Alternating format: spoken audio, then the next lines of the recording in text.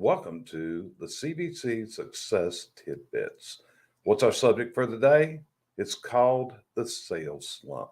This is something that so often many of us go through. We go through a sales slump.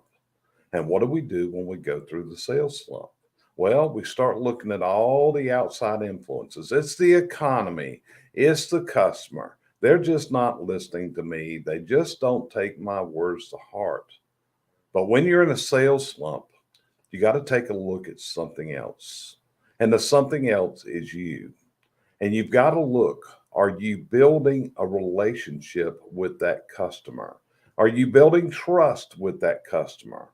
Is the customer one that's taking your advice to heart and going through the sales process and accepting your recommendations?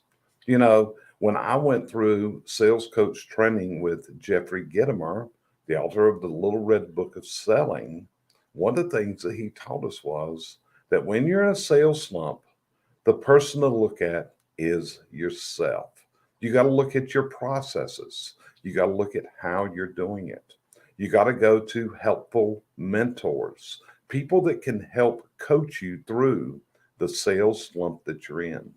But what is the coach going to do? What's the mentor going to do?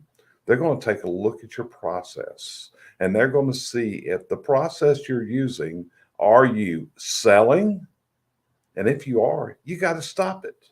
Your goal is to build a relationship, to build trust, to establish rapport with the customer. That's how it's done.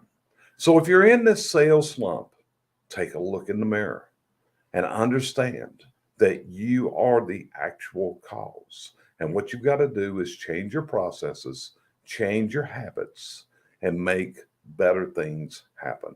Appreciate you joining me for this episode of CVC Success Tidbits.